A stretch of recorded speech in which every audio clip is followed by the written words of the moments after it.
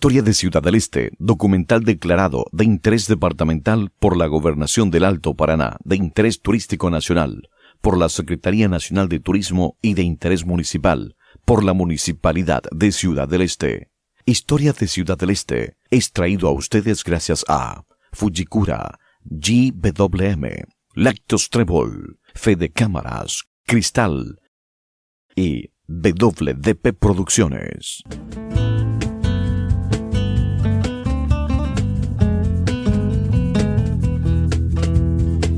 Fundación de Ciudad del Este. Fue fundada por decreto el 3 de febrero de 1957, con el nombre de Puerto Flor de Lis. Luego fue cambiado a Puerto Presidente Stroessner, en honor al dictador Alfredo Stroessner, hasta el golpe de Estado el 3 de febrero de 1989. En esta fecha, el Comando Revolucionario utilizó el nombre de Ciudad del Este. En días posteriores, fue plebiscitado el nuevo nombre y los ciudadanos eligieron el de Ciudad del Este. El 3 de febrero de 1957, se fundó la inicialmente llamada ciudad Puerto Presidente Stroessner, actualmente Ciudad del Este. Pocos se pudieron imaginar, en ese entonces, que la fundación de la misma iría a cambiar radical y vertiginosamente la fisionomía del Alto Paraná. Algunos pocos datos sirven para ilustrar el drástico cambio que experimentó la región. En 1958, a apenas un año de la fundación, se instala una colonia a escasos 16 kilómetros del río Paraná, que luego vendría a construirse en la capital industrial del Alto Paraná, la actual Mingaguazú. En los años 60, dos emprendimientos resultan estratégicos: la construcción del Puente de la Amistad con el Brasil y la construcción de la hidroeléctrica Acaraú, que modificó profundamente la realidad del Paraguay en cuanto al acceso a la energía eléctrica. La búsqueda del lugar en donde se debería erigir el hito de la fundación recayó sobre el señor Noel Lefebvre, como conocedor de la zona y delegado del gobierno de Alto Paraná desde 1949. El lugar de la colocación del hito está ubicado actualmente en el predio de la aduana y en aquel tiempo estaba dentro de la propiedad de un pasero de nombre Diamantino Fariña. En la mañana del 3 de febrero del año 1957 aterrizaron los dos aviones de LATAM que traían al presidente Alfredo Stroessner y a su comitiva. Aterrizaron en Puerto Presidente Franco y de allí subieron río arriba en el barco llamado Aviso de Guerra Capitán Cabral. En coincidencia con la fecha del patrono del Paraguay, 3 de febrero, fue la fundación del Puerto Presidente Stroessner. A partir de ese momento se festejan dos acontecimientos en el mismo día: en lo profano, el aniversario de la ciudad, y en lo religioso, la festividad de San Blas. Primeramente estuvo don Noel Lefebvre, que fue el administrador. Primeramente, él ya vino de hacia Itacurú, porque anteriormente Itacurú fue la primera capital, la capital del Alto Paraná. Y ellos ya vinieron de hacia ese sector. Y fue administrador acá de la colonia y de Puerto Presidente Stroessner acá, que era una administración. Y don Noel Lefebvre manejó muy bien. La ciudad se fundó en el 57, pero recién realmente la ciudad empezó a llegar gente después de 10 años de fundación. Elegimos ese lugar porque encontramos de toda esa ribera de marañas y de grandes desniveles, encontramos una elevación de tierra que se prestaba porque estaba en una especie de colina. Ahí, eso está bien dicho, en una colina. Elegimos ese lugar. No era puerto, no era nada.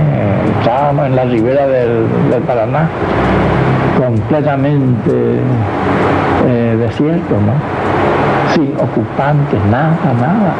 Este mismo lugar acá, que es el puerto, es el lugar donde habían desembarcado las personas que habían llegado el día 3 de febrero de 1957.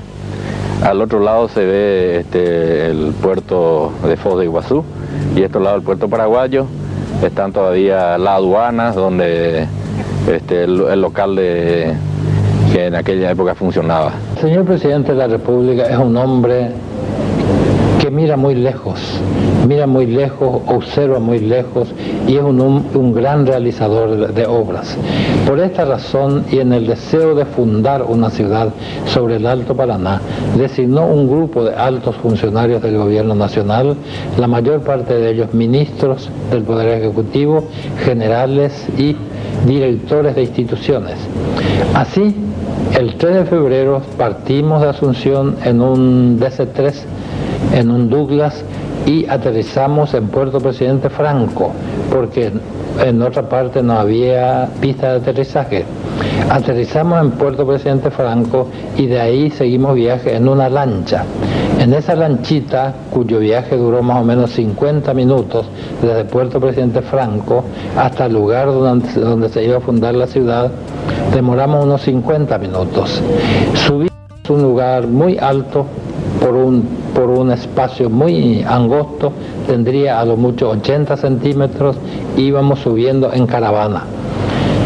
Allá muy arriba, entonces, se fijó que ahí iba a ser la sede de la fundación de la ciudad. Y cuando llegamos allá muy arriba, muy cerca del lugar donde está ahora la aduana, a escasamente 20 metros de la aduana actual, ahí se fundó y se dejó el acta, se elaboró el acta y se dejó dentro de un tubo de bronce y se enterró. Con posterioridad, inmediatamente empezamos la construcción de la aduana de Puerto Presidente Stroessner, que fue el primer edificio edificado en Puerto Presidente Stroessner. El presidente de la República en aquel entonces creyó conveniente, por una visión geopolítica, ponerle frente al avance al Far West, o al avance hacia el oeste del Brasil. Entonces le ordena al ministro del Interior, al señor Edgar L. Ifrán, para que funde un puerto ahí en donde va a converger el puente. Le costó mucho ubicar al señor Edgar L. Ifrán ese lugar, porque ellos ya tenían previsto la barranca más elevada del río Paraná, en donde va a caer el puente, la otra punta del puente de la Amistad, que va a venir del otro lado. Hasta que finalmente se encontró, gracias a la ayuda de los lugareños. Entonces ahí se funda un puerto, porque antiguamente no era más otra cosa que puerto, porque las ciudades no existían. Poblado Hernandaria era un poblado bastante interesante. El general del ejército Alfredo Stroessner creyó conveniente mostrarse el Estado paraguayo enfrente del avance del Brasil. Y eso fue el objetivo principal de la fundación de Puerto Presidente Stroessner, hoy Ciudad del Este. Nosotros llegamos en el comienzo de los años 70. Y antes mi familia ya estaba en São Paulo. Pero luego después, mi hermano mayor escuchó de presidente Stroessner, escuchó de las cataratas y tuvo la visión de venir aquí e instalarse en ese local. Lago de la República. Es un lago artificial alimentado por el arroyo Amambaí. Está rodeado de un parque urbano en donde se puede realizar actividades deportivas y recreativas. El arroyo Amambaí, que sigue un curso irregular entre elevaciones, es la fuente que permitió la formación del lago, con el que en la década del 60 se esperaba dotar de agua potable a la nueva ciudad y de un lugar de recreo y esparcimiento para la comunidad fundada en 1957. El lago fue una idea del entonces ministro del Interior Edgar L. Ifrán, quien en un recorrido vio un declive que presentaba el entonces arroyo Ijobú, y se le ocurrió represar el arroyo para formar un lago que serviría de atractivo a la ciudad. Al consultar al arquitecto de Charles Williams, este le manifestó que sí era factible, y sin más trámites se iniciaron las obras de levantamiento del terreno para la represa. Por más que se dio la orden para la construcción, los recursos para financiar la obra no existían. Fue por eso que el ministro Dr. Edgar inició gestiones en los diferentes municipios del país, solicitando colaboración económica para la construcción del lago, razón por lo cual lleva el nombre Lago de la República. por haber sido financiado por todos los municipios del país.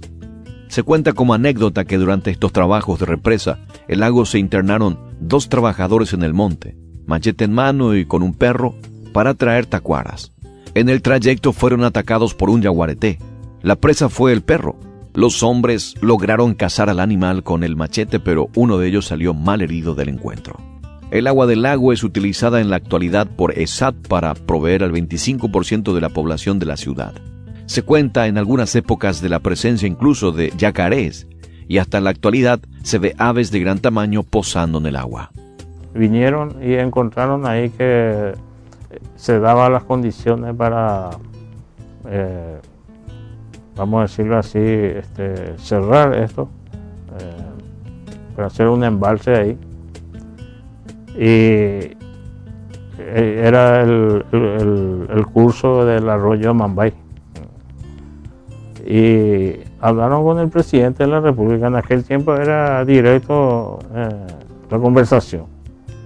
Y el presidente de la República le ordenó a todos los intendentes de la República para que colaboren para que se haga esa construcción. Lo que es hoy ahí, el muro ahí. Y por supuesto que también el paso sobre el arroyo Amambay. Entonces, por eso se llama el lago de la República, porque todos colaboraron para que se construya eso inmediatamente. Esa fue la orden del presidente. El lago de la República lo construyó zapadores, eran soldados. Y eso cerraron ahí, después cerraron con cemento, cavaron profundamente, cerraron eso y después le pusieron una compuerta. Tienen una compuerta esa. Tienen una compuerta y no sé si hasta ahora tienen, porque tantos años hace eso. Tanta gente pasaron. Y se represó solamente una represa común, así de atacar agua. Era lo que se hizo con el arroyo Amambay. Por decirte, tenía proyectado cruzar el lago de la República con un puente largo y eso es un atractivo turístico. Ese lago tiene otro de los tantos que no aprovechamos turísticamente en nuestro lago, ¿verdad? Usamos para otras cosas. Hoy se impone que Corposana, Itaipú, Ande no dé una compensación y no haga algo por el lago. El primer intendente de Ciudad Presidente Stroessner fue don Carlos Barreto Sarubi. Nombrado por decreto presidencial, en ese entonces la ciudad era la capital del Alto Paraná. Tomó posesión del cargo en octubre de 1975. Ya en su primer día tuvo que lidiar con un incendio en el mercado de abasto que consumió unas 40 casillas. La población había crecido vertiginosamente. A esas alturas ya había llegado el primer inversionista que planificó y urbanizó el microcentro de la ciudad, don Elías Saba. Sus tierras llegaban hasta el kilómetro 4. La invasión de personas en la nueva ciudad, tanto extranjeros como compatriotas, sorprendió a las autoridades de turno, que tuvieron que planificar sobre la marcha el crecimiento. Don Carlos Barreto era ya a esa altura un comerciante acaudalado y puso a disposición de la administración municipal sus maquinarias particulares para los trabajos de la comunidad. Las primeras obras fueron el ensanche de la ruta internacional hasta el kilómetro 4. La economía de la ciudad se centraba en el comercio. Empezaron a venir del interior comerciantes como el señor Leonardo Ramírez de la Casa Ramírez Hermanos, don Herminio Ramírez, dueño de Casa Orquídeas, don Alipio Airaldi, dueño de Casa Cosmos, el señor Damota, dueño de Casa El Puente y otros. Y ahí fue nombrado el primer intendente municipal, el señor Carlos Barreto Sarubi.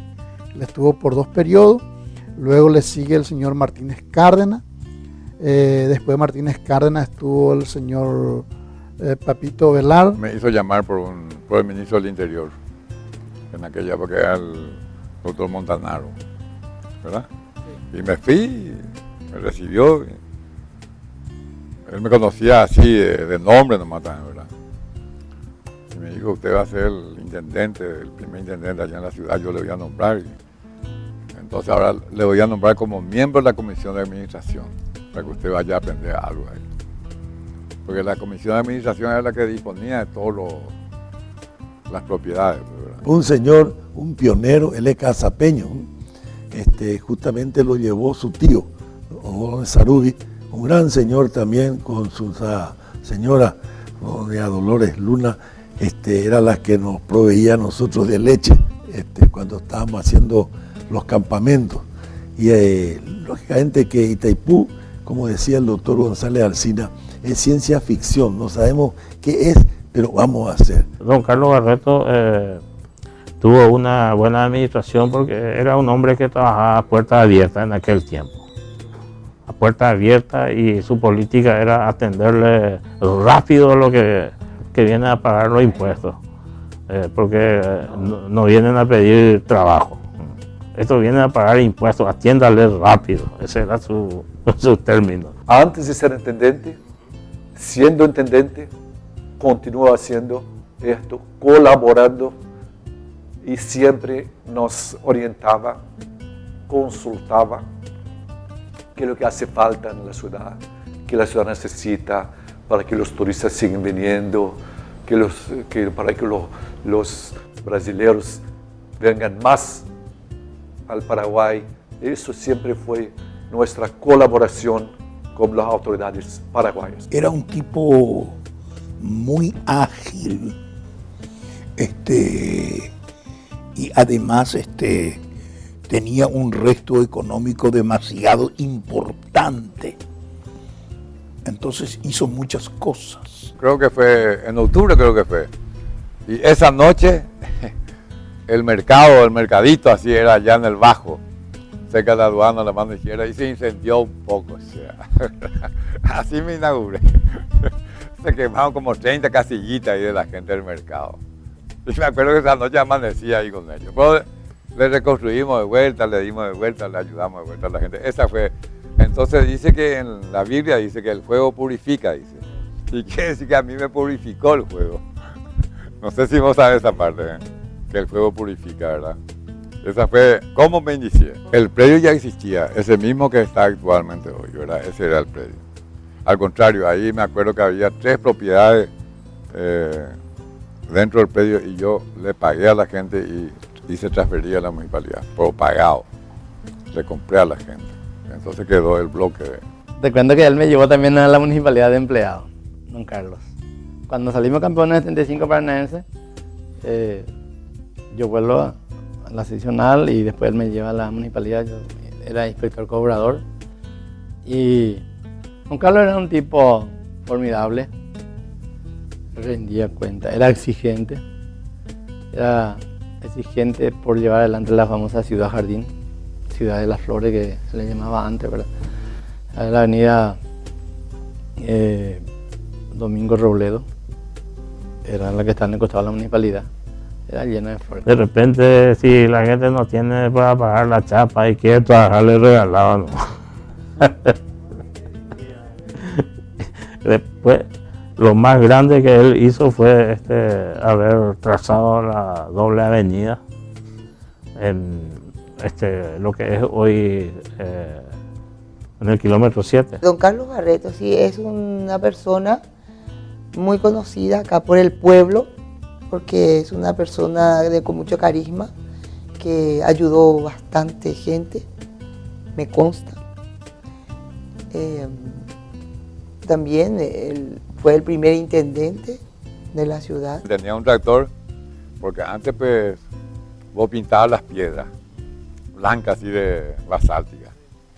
Y las piedras no se podía pintar, entonces yo hice recoger todas las piedras, y también se pintaba árboles, que a mí no me gusta que se pinten los árboles. Así, natural tienen que ser los árboles. Pero antes pues vos pintabas los árboles y decías, qué lindo está, decía, ¿verdad? Y no tuvo necesidad de rapiñar a la institución municipal. Al contrario, él aportaba. Mis alumnos que egresaban en el 4º curso decían que egresaban en bachiller, en ciencias de la bachilleres, eran bachilleres en comercio y también en letras, aparte, ¿verdad? Porque el comercial funcionaba por la noche.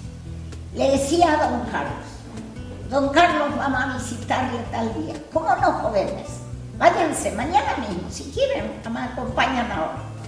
Bueno, nos íbamos, yo nunca los largué a mis alumnos así solos nomás. Nos íbamos y le decía a mis alumnos, sin permiso de la directora ni de nadie, Queremos irnos a Camboriú, don Carlos, al final de nuestro curso. ¿Cómo no, señores?, decía él. El mejor ómnibus ida y vuelta para los muchachos en Camboriú. Hotel gratis, ómnibus gratis, hotel gratis, encima viático gratis. Todo el apoyo que podíamos haber recibido, recibimos de él y de don Odón Sarubi. No nos podemos quejar. Carlos Barreto Sarubi, su señora, su familia, su cuñado, son unos de ellos. Hasta el propio Carlos Barreto Sarubi me ayudaba en la caja. Él mismo era cajero. Ayudaba al paquete, atendía a los turistas, vendía y orientaba a los turistas. Y estos fueron nuestros funcionarios en el comienzo. Para mí fue uno de los mejores momentos que yo pasé acá en Ciudad del Este, en el gobierno de don Carlos Barreto Sarubi, porque para nosotros en aquel entonces, ¿verdad?, era muy hermoso que un 21 de septiembre, el Día de la Juventud, el Día de la Primavera, que en todas las avenidas se reparta una rosa, pero no una flor nomás, sino la planta de la rosa para plantar en la casa. Eso porque una avenida yo hice todo de rosa en la calle. Ahí hice que la misma, las 5 cuadras de rosa de diferentes colores, hice traer del Brasil las plantas así, ya iba a plantar, ¿verdad? Entonces planté. Locura de plantar en la calle de planta, ¿verdad? Pero si la gente respeta las plantas, quiere decir que voy a respetar, ¿verdad? ¿No te parece? Y después una vuelta me dice, se le roba a entender las plantas, esto, aquello. Y le digo, bueno, ¿y usted no se enoja? Y dice, no, al que roba yo le felicito, le digo. Porque ese saca la planta para ir a plantar en su casa y yo quiero que toda la gente tenga jardín en su casa, le digo. Pero para que no robe, yo ya tengo la planta para obsequiarle, que venga a pedirme, yo le voy a regalar 10 plantas, 15, lo que ellos quieran. Yo tenía algo para regalar, pues, ¿entendés? Y se acostumbró la gente, y respetó la gente. Y de ahí que entonces salió el nombre de Ciudad Jardín, que los ciudadanos, nosotros dijimos, ¿por qué no se llama esta ciudad, Ciudad Jardín? Mirá, don Carlos Barreto fue uno de los que plantó lleno de flores todas las avenidas. Esa avenida por allá era lleno de rosas, todo rosas de distintos colores era. La ciudad era hermosa. Ciudad Jardín donde le cobramos estacionamiento libre, pero costaba más caro. Más cara, ¿entendés? Entonces una chapa, por ejemplo, normal, 10.000 guaraní por decir. Una chapa, Ciudad Jardín que poníamos ahí, costaba 50.000. Ella te pagaba adelantado su estacionamiento. No tenía que poner ni personal ya, ¿verdad? Ahí las calles, las avenidas, hay avenidas de rosas, ¿verdad? Es un rosal, allá donde era el frente a Mona Lisa estaba la rotonda, era un rosal, era un jardín, realmente fue. Y ahí inclusive nosotros tenemos en el museo, teníamos, no sé si Martín desgató eso, teníamos el postal de la ciudad donde era justamente ahí, estaba un reloj, creo que a marca Seiko, un reloj original, y ahí estaba eso sobre una, ¿cómo se llama? Una estructura de cemento, y tenía como un pedestal de cemento que tenía como 10 metros de altura. El famoso reloj de Mona Lisa comenzó a funcionar en 77, 78. Y ojalá que vamos ahora a poder uno más lindo, y porque marcó realmente la esquina de Mona Lisa. Y a mí me decía, Barreto, usted no inaugura obras. No, presidente, usted no me puso para inaugurar obras, usted me puso para hacer cosas, ¿verdad? Yo si hago una cuadra de empedrado, como inaugurar pues antipático. Yo ya hago para que se use, no puedo pues esperar que venga el presidente para que se use, ¿verdad? Así era. Porque él peleó muchísimo con los, para el loteamiento. No querían ceder, querían a toda costa dejar más angosta para que sea una sola calle. Y don Carlos Barreto tenía la visión de que se tenía que abrir en doble avenida ese sector, por lo que él vio acá que había muchas calles angostas. Entonces ese fue lo más grande que él en su administración logró. Se peleó con la gente y no se amilanó porque no fue fácil. Venía presiones, venía de arriba, que ya se habló con allá arriba, con Stroessner, entonces él como también tenía línea directa, explicaba que el progreso se tiene que expandir ahí y más cosas, y consiguió y hoy en día son avenidas comerciales. Yo no le firmaba, le decía, haceme doble avenida y te voy a firmar, ¿verdad? No. Ciudad Nueva, por ejemplo, me acuerdo bien ahí, hicieron un loteamiento sin doble avenida, me trajo hasta Toya, no le haceme doble avenida y te voy a firmar. Pues yo no te voy a dar unos lotes ahí. Dice, no, yo tengo luego para hacer bodoques. Y hicieron y le sirvió mediante eso, se valorizó mucho más, ¿verdad? Todo doble avenida, ¿verdad? Porque yo también creía que tenía este concepto que la gente humilde también tenía que tener la comodidad que tienen los ricos. ¿Entendés? No porque vos seas humilde no tengas que tener una buena calle. Entonces vos para venir a Ciudad Nueva, por ejemplo, venís de cualquier parte y entrar a 2 cuadras nomás a tu casa, ¿verdad? Para la circulación también. Para él nunca distinguió a las personas por su color, nada, todo el mundo le atendía por igual. Era un intendente ejemplar que estuvo en la calle y que añoramos tener un intendente que esté en la calle para que vea la realidad. Ciudad del Este era la niña bonita del país, ¿verdad? Era estudiante, venía de todas partes de nuestra patria acá. Yo le recibía a todos los estudiantes que estudiaban arquitectura. Una vuelta me acuerdo, vinieron como 300 estudiantes de arquitectura, le tuve 2 días, le daba de comer, dormían en el suelo. Todos felices. Cuando vos sos estudiante, pues, comodidad no más querés. Y don Carlos era un administrador que estaba en la calle, era un intendente que estaba en la calle. Cuando se incendió toda la terminal, aquella vez a mucha gente le dio ubicación en el barrio 23 de octubre, en Santa Ana, fundador del mercado de abasto, que hasta hoy está, ¿verdad? Un señor muy trabajador, muy dado y estaba en el día a día en la calle ayudando a la gente. Era esa persona que nunca habló mal de nadie. Nosotros, a veces le iba a pasar, te pedimos disculpas, don Carlos. Nosotros siempre hablamos mal de vos por política, pero vos nunca escuché cuando hablaste mal de nadie. Leí. Ese era Carlos Barreto. Nosotros nos vivimos en la política, yo no viví nunca en la política. En la gobernación, los 5 años que estuve, nunca usé vehículo de la gobernación, mi vehículo particular usé. No cambié cubierta de mi vehículo de mi plata, mi chofer era de mi plata, mi muchacha era de mi plata. Hoy en día medio no es así, parece. Don Carlos propuso a los comerciantes abrir sus negocios también en horario nocturno. La idea fue aceptada solo por un comerciante. A cambio les ofrecía no cobrarles impuestos. El único que aceptó triplicó sus ventas. Al ver esto, los demás comerciantes también pidieron permiso para abrir de noche, pero el intendente ya le informó que el impuesto que tenían que pagar ahora era 3 veces más caro que el de abrir de día. Los comerciantes reclamaron. Don Carlos les dijo que él les había ofrecido gratuitamente y ellos no quisieron, y ahora que a ellos se les antojaba, deberían pagar 3 veces más.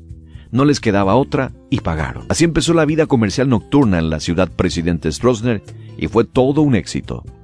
Los negocios se abrían hasta las 24 horas, incluso algunos llegaban hasta la 1 de la mañana. Otra iniciativa del primer intendente que recuerdan los pioneros es que don Carlos incentivaba a los vecinos a que plantasen rosas en el paseo central de sus respectivas calles y veredas. Y de ahí que se le denomina Ciudad Jardín a Ciudad del Este. De este sobrenombre surgieron luego las chapas para vehículos con la inscripción Ciudad Jardín. Chapas que costaban el triple del valor convencional de las demás chapas. Esto no impidió a que la mayoría de los habitantes de la ciudad las adquiriese. La diferencia entre una chapa Ciudad Jardín y otra es que esta contemplaba ya el costo del estacionamiento del vehículo en cualquier parte de la ciudad. En esta época se abrieron las áreas habitacionales de Itaipú, área 1, 2, 3, 4 y 8. También en la misma época se construyeron las demás áreas habitacionales de Mingaguazú, Hernandarias y Franco. En esta época no había mucha cooperación entre la Itaipú y Ciudad Presidente Stroessner. El primer presupuesto de la municipalidad fue de 50 millones de guaraníes, con lo cual se abrieron los barrios Remancito, Santa Ana y San Miguel. Siempre hacía calor acá en el verano, ¿verdad? Y ya comenzamos a iluminar bien la avenida. Entonces me voy y le digo a unos comerciantes, vamos a abrir de noche. No, no querían abrir, porque experiencia, pues. Y la farmacia, pues yo sabía que se abrían de noche y todo se abre hasta hoy. Entonces voy y le digo a un comerciante, mira, abrí a vos de noche, yo no te voy a cobrar tu patente, le digo. ¿Verdad? Y abrió un árabe. Qué puta, de noche se llenaba y todos los otros árabes veían que se llenaba. ¿Comprendés? Y después ya se que querían abrir. No, le digo, no pueden abrir. Después de 6 meses le digo, pero le hice pagar 3 veces más su patente. ¿Verdad? Y correcto allá, vos me abriste, vos te mereces. ¿Comprendés? Y ahí ya se abrió a la noche. Y la gente venía más a la noche que de día. Su patente más cara, más caro. 3 veces más que el otro. Locura era. Los brasileños a partir de las 4, las 5 de la tarde, hasta las 12, las 1. Nuestra tienda se abría de 7 de la mañana hasta las 3 de la mañana. Todos los días. Yo, mis hermanos y mis colaboradores trabajamos de 7 hasta las 3 de la mañana. ¿Y por qué las 3 de la mañana? Aquí, como ustedes saben, esa calle se va al casino. Entonces, muchos turistas venían a la noche, pasaban por Mona Lisa y veían algún producto y me comentaban, yo me voy al casino, puede ser que a la vuelta paso por aquí. Y yo, mi gente, le esperaba a esta gente. Y la mayoría de ellos, a la vuelta, paraban y pasaban.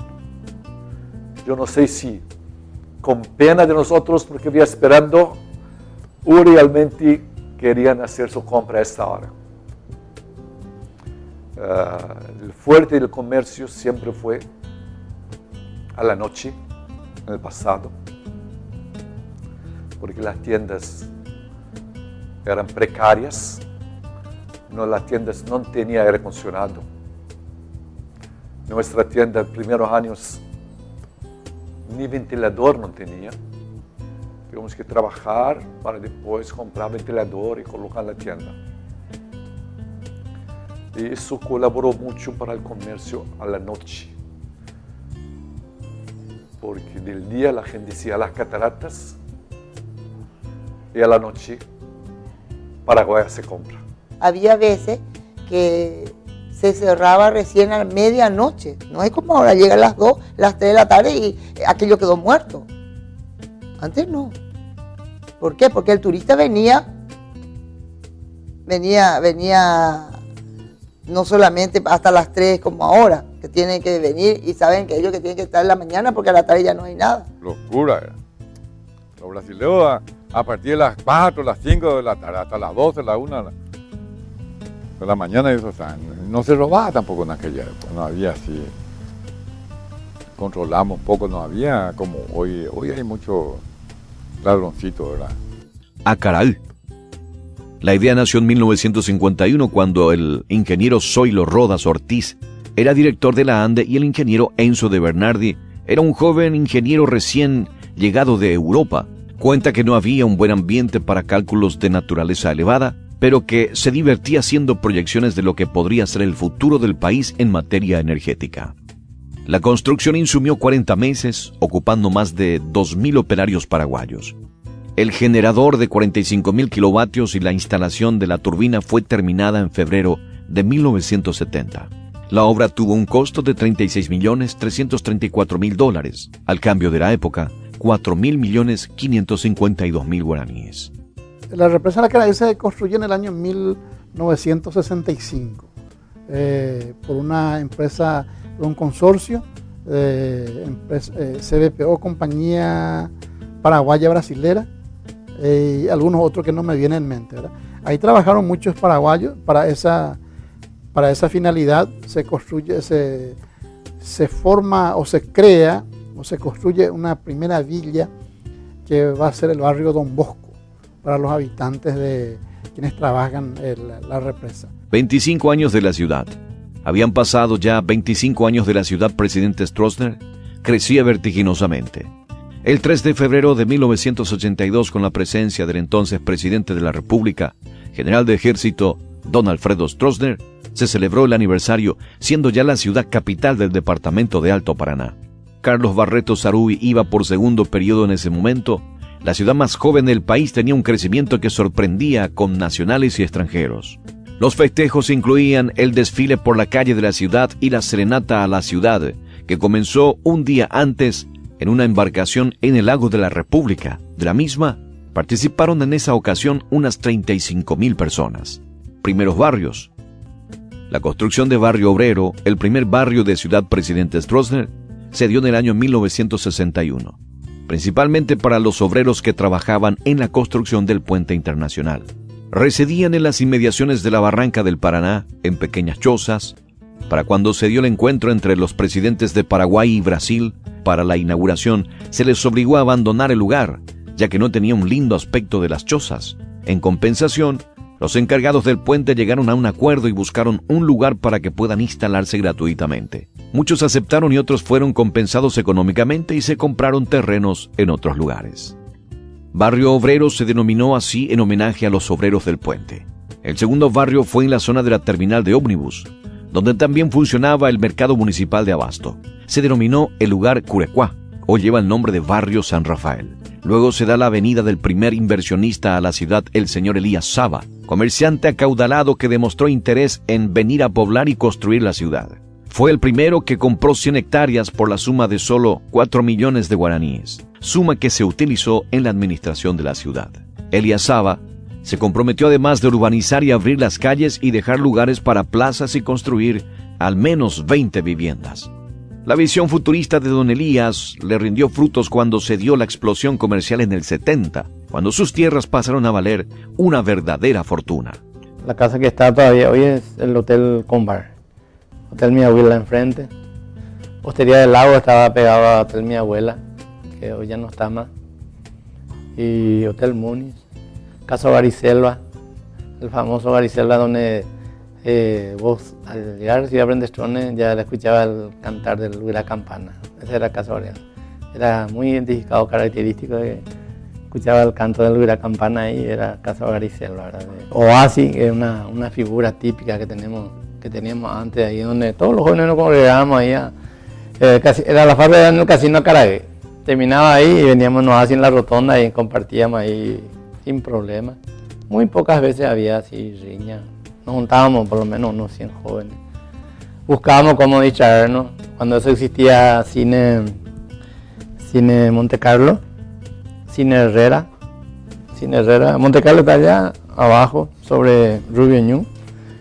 Y detrás estaba un esteral y estaba el cine y nosotros queríamos entrar y veía los perros. Y una vez atropellamos el esteral, como que el señor nos corría. Muchas anécdotas así importantes, ¿verdad? Y Cine Herrera estaba de don Rufino Núñez, papá de Rogelio Núñez, Papito Núñez, tenía un salón grande ahí. Y ahí veíamos Capitán Maravilla, Tarzán. Y los tratamientos tenían que hacer para poder asentar a la gente, de barrio Remancito, por decir, de barrio 23 de octubre, eso todo era monte así. Entonces iniciamos a hacer para poder asentar a la gente. Entonces vos venías a otra parte, querías para tu lote y te dábamos lote. Lo vendíamos a 30.000 guaraníes nomás cada lote. A cuota. A cuota vendíamos. Y la vez que vos podías te iban a pagar. 30.000 era mucha plata para alguna gente en aquella época, ¿verdad? Pagaba 2.000 guaraníes, 5.000, así.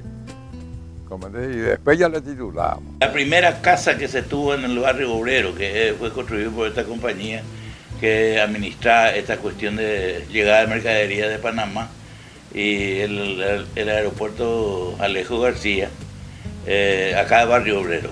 La primera era una propiedad totalmente monte.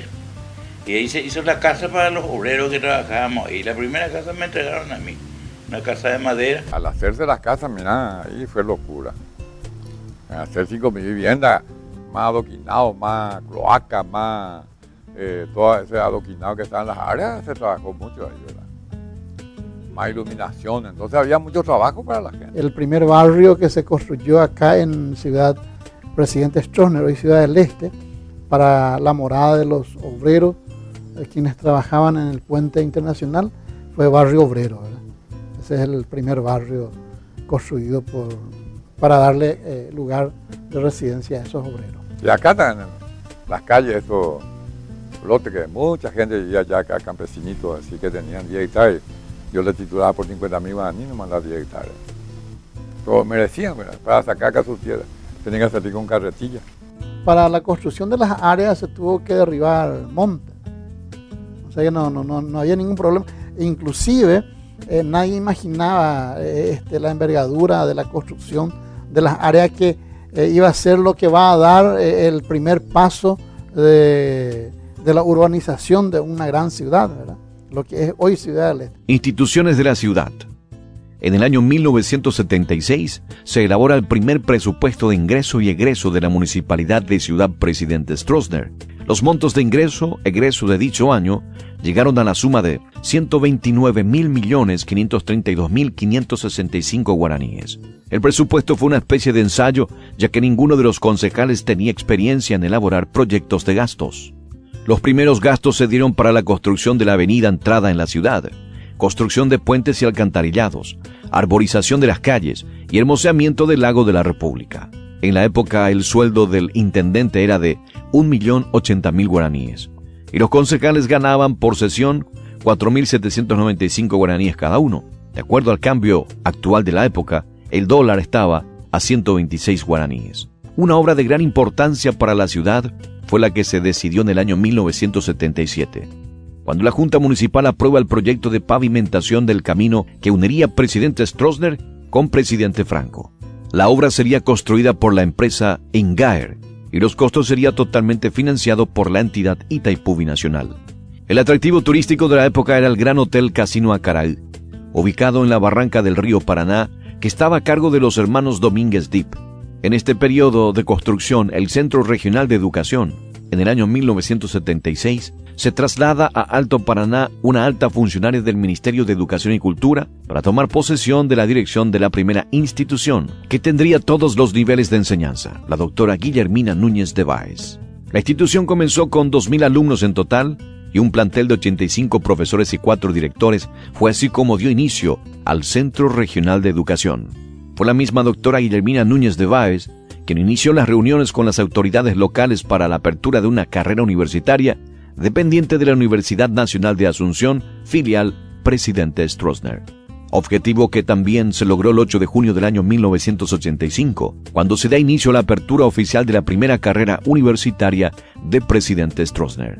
La Facultad de Ingeniería Agronómica abrió sus puertas en el año 1976, funcionaba en el kilómetro 17 en el distrito de Minga-Guazú. Las carreras que ofrecía eran Ingeniería Ambiental y Agronómica. Las facultades de Ciencias Económicas tuvo su origen en 1978 y la de Filosofía el 9 de mayo de 1986. El Centro Regional había hecho el gobierno central, pero cuando se abrió el Centro Regional no tenía casi nada. Yo le ayudé mucho a la directora en aquella oportunidad, ¿verdad? Le ayudé, le limpiaba, todo. Como le hacíamos, tenía que ayudar a la educación. Lo que estaba dentro de mi alcance. Vino don Carlos Barreto Sarubí una hermosa mañana, llegando al Centro Regional, como un gentleman, siempre bien vestido, con zapato blanco, pantalón blanco y una camisa roja. Venía llegando al Centro Regional. Y al llegar, me decían la gente que lo conocían. Directora, ahí viene don Carlos, el intendente. Salgo yo y me dice, bienvenida sea directora. Usted aquí va a tener todo porque nosotros les vamos a ayudar. Una de las primeras facultades de filosofía creo que vino en el Centro Regional. Yo me acuerdo que le pagué 2 años el sueldo a la profesora ahí, para que pueda abrirse, ¿verdad? Ellos consiguieron cuando tenían rubro. Entonces, la municipalidad le pagaba su sueldo a las profesoras. A mí me gustaba mucho hablar con los jóvenes. Aparte de eso, frente a la municipalidad hice concursos de jardines, ¿verdad? Entonces vos venías 5 o 6 chicas con muchachos y hacían un jardín y tenías que poner vos tu pensamiento con tu nombre.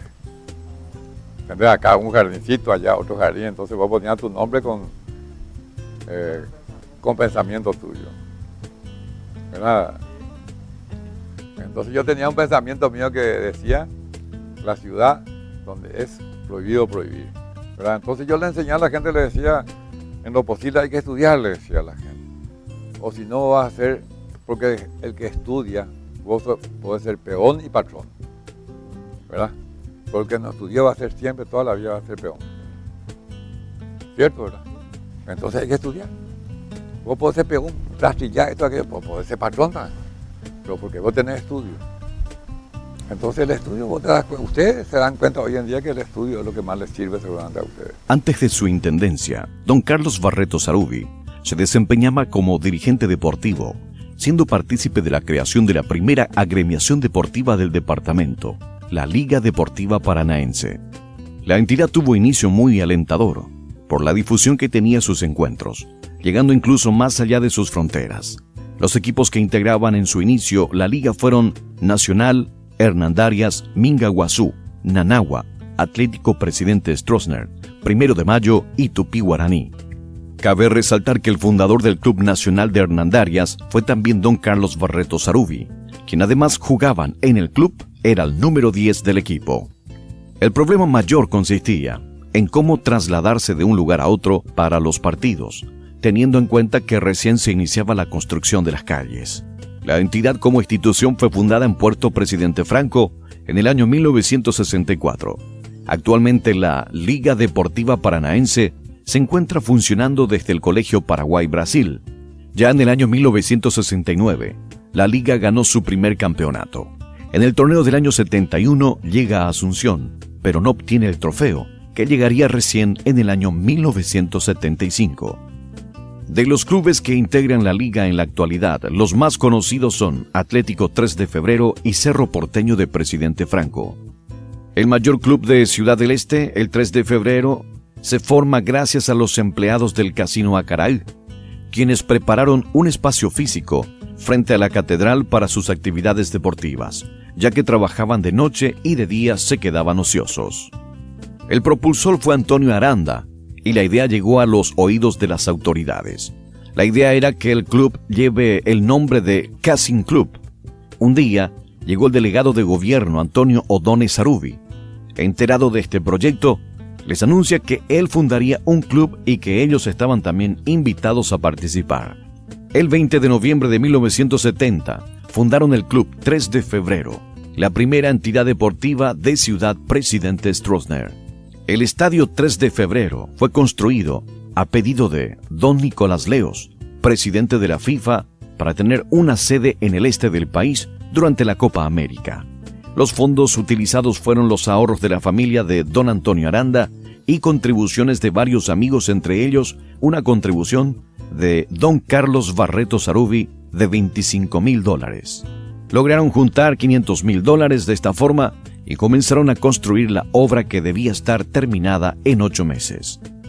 Surgieron problemas financieros. Luego del marzo paraguayo, los hijos de don Antonio Aranda vendieron unas 200 cabezas de ganado para juntar el dinero que faltaba aún para terminar el estadio.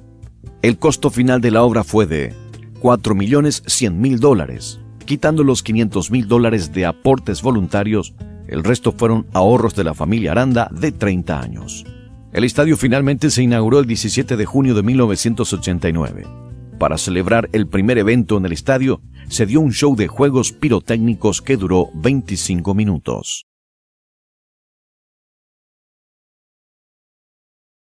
Sarubi era muy amigo de mi papá, de mi tío, estuvo en la guerra del Chaco. Y de repente nosotros ideamos la construcción de las casas de los Colorados.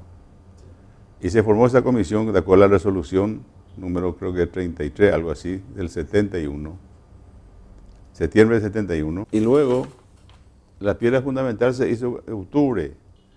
Bueno, ese fue los primeros 20,000 ladrillos que bajamos, fue de mis funcionarios del Banco de Asunción. Estaba Amarilla, Rubén Darío Porro, y estaba un muchacho Arce, que era presidente de la Juventud Colorada cuando eso el presidente Franco. Ellos fueron los que obsequiaron los primeros 20,000 ladrillos, ¿verdad? Y ahí comenzó. Méndez Parra, Noel Lefebvre, que ya no vive, Eduardo Damián Rolón, que ya no vive, Gregorio Navarro, que también ya no vive, doctor Francisco Romero, que ya no vive, Luis Mariano Fernández tampoco ya no vive, One Sarubi también. Acá tenemos a Remilio Melgarejo que sigue viviendo. Este era no recuerdo el nombre, el chofer de One Sarubi, este capitán Escobar, Ibarra, que era secretario de la delegación de gobierno, Arnaldo Roa Benítez, que era administrador de la colonia Presidente Stroessner, Hugo Martínez, yo era gerente de banco en aquel entonces, Orrego, que tampoco ya no vive. Después, que nos visitaron de Asunción, Justino Arce, Magno Ferreira Falcón, que era presidente del Centro Economista, Centurión Núñez, que vino a dar una conferencia en aquel entonces, Ramón Ayala Cantero y Herminio Ramírez, que era presidente de la seccional, el presidente Franco.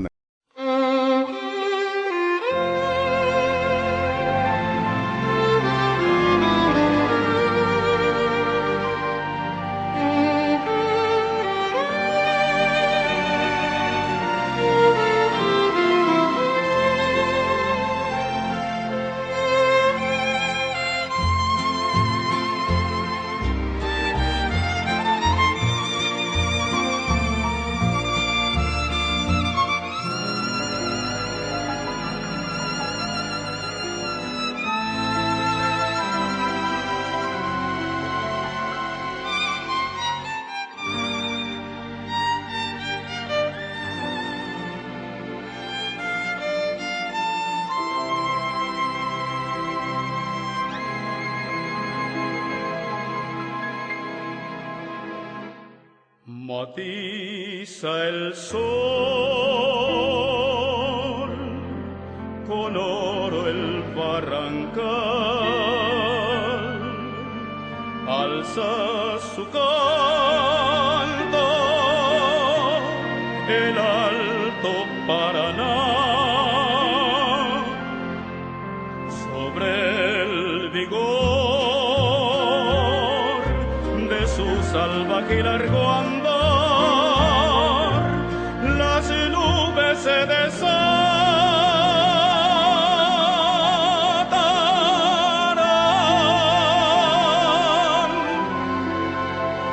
y el aire sangrará la ofrenda del azul en tan grandioso altor.